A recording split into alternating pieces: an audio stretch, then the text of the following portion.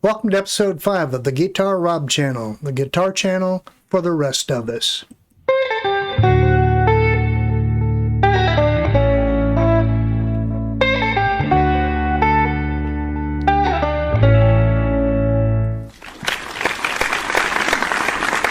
Thank you so much. This week's episode is brought to you by the chord E.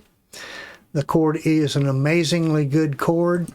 If you'll notice, look who's playing chord E right now. Yes, indeed, Spock himself is playing chord E, and I tried it on this guitar right there just a few minutes ago, and it worked great.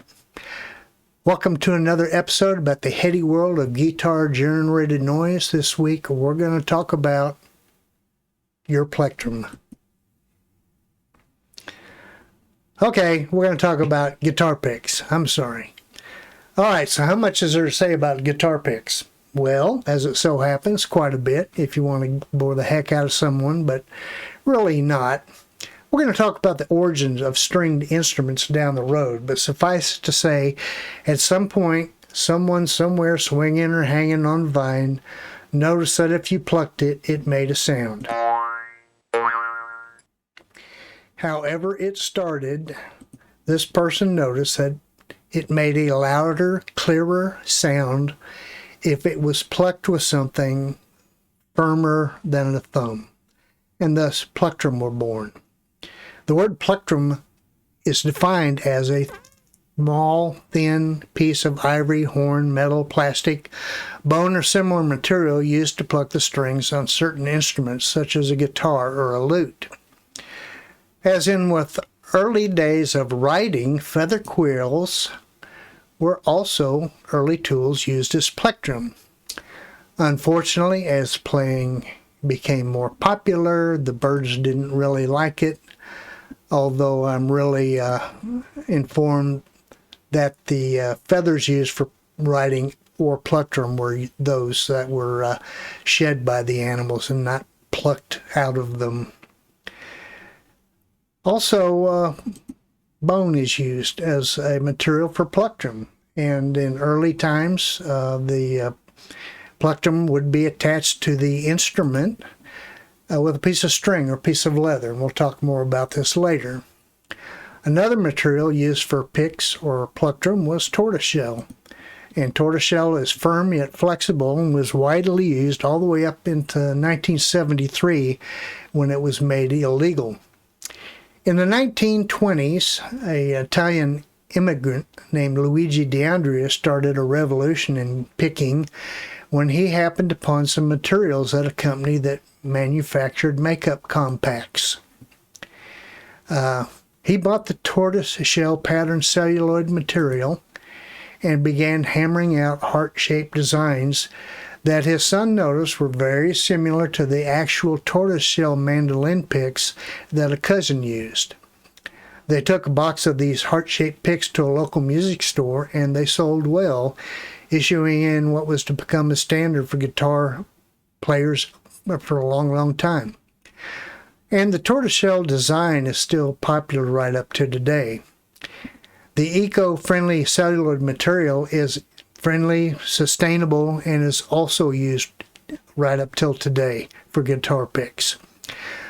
But in addition to these, there are lots of materials that our picks are made from, like plastic, nylon, acetate, metal, animal horn and bone, different minerals, plexiglass, tortex, and wood. Each material can create a different sound when used on a stringed instrument and give a very different feel to the player. And consider the different shapes of guitar picks.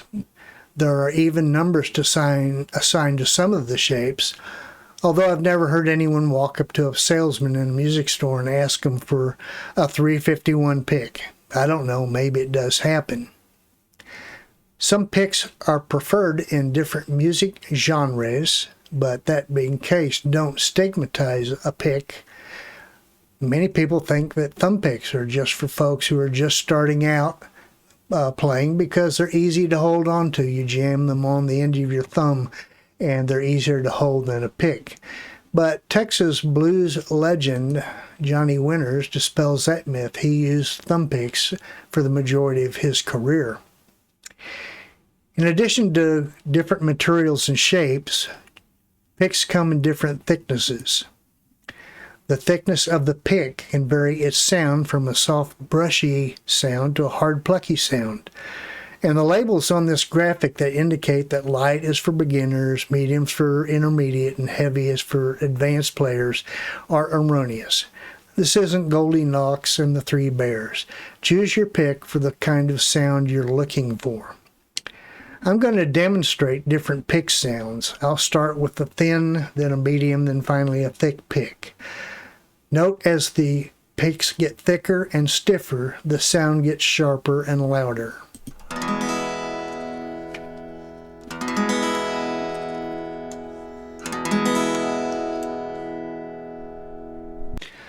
Also notice that where you strum on the guitar with the pick makes a different sound.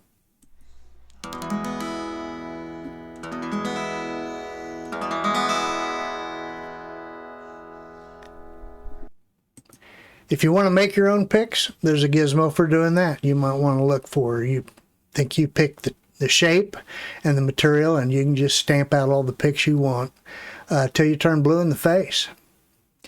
What's the best way to hold a pick when you start playing? Do you know? There are lots of images and recommendations on the internet how the proper way to hold a pick is, and these are all the proper way to hold a pick, but they all kind of look a little bit different to me. Notice that some people here, these people use the point of the pick, but there are other players who will use the side of the pick, so you can't go by this as the only example. One method of learning how to hold a pick is to put the pick on the very edge of a table with the point or playing edge of the pick pointing away from the edge. Place your index finger on the pick, covering about, maybe 2/3 of it, and then slide it off the table onto your thumb like this.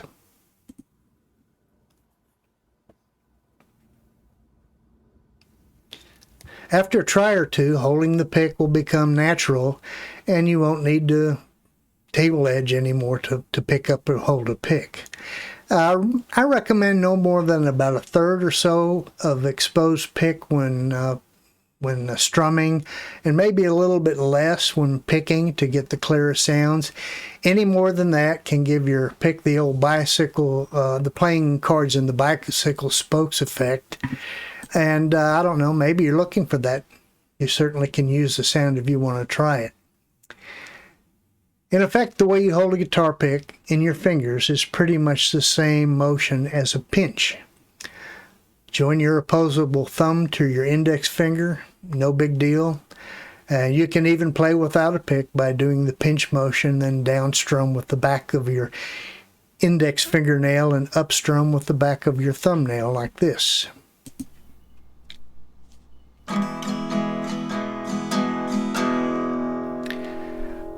Drummers drop drumsticks, singers drop microphones, and guitar players drop picks. That's just the way it is. That's the way the world works. To help guitarists out, there have been some very creative design gimmicks developed out there to help folks hold on to their picks, except, well, the old Pluctrum days with the string, you don't see that anymore, although it might work. It might be a good idea. Who knows? Might be worth a try. Perforated, lumpy, bumpy, textured, many shapes and thicknesses have been created to make picks easier to hold on to, and even sticky appliques and even glue has been devised to help players hold on to their picks, although please don't use super glue, okay?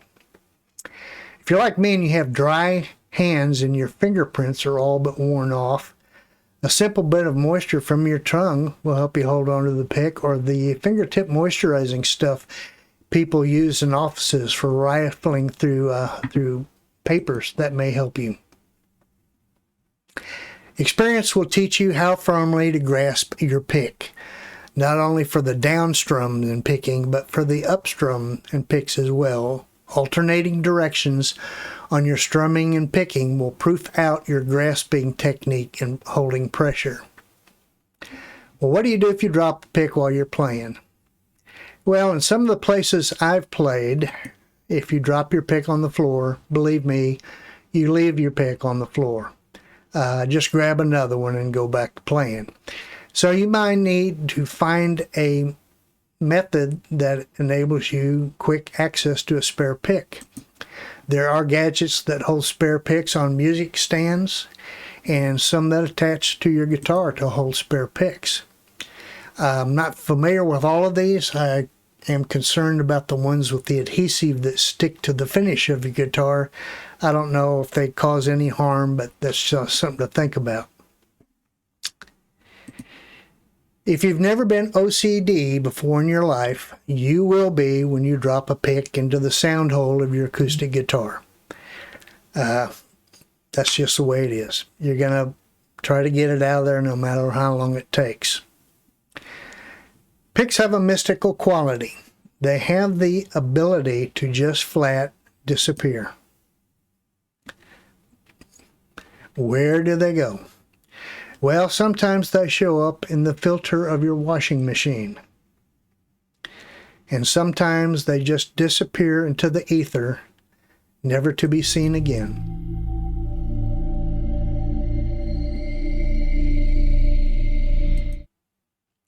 Well, that about covers it for picks, folks, except I guess the number one question in your mind is, so what kind of pick should I get?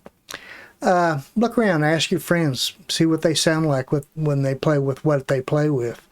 Go down to a music store or go online and get a variety pack of picks. They have them for electric or acoustic guitars. Try them out and see what you like, what works good for you. If you ask a group of musicians, hey, what's the best pick to use? You're not going to get an agreement all the time.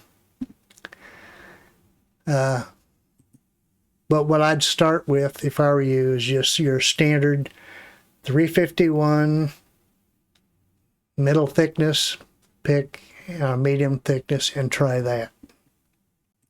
Appreciate you stopping by. I hope you'll come back again. And if you have it a little time today, you might subscribe. Ring the bell and say, "Up yours, Rob." We appreciate it if you do that. Remember, Spock is still practicing. I know he's going to get it, and so live long and practice. See you the next time.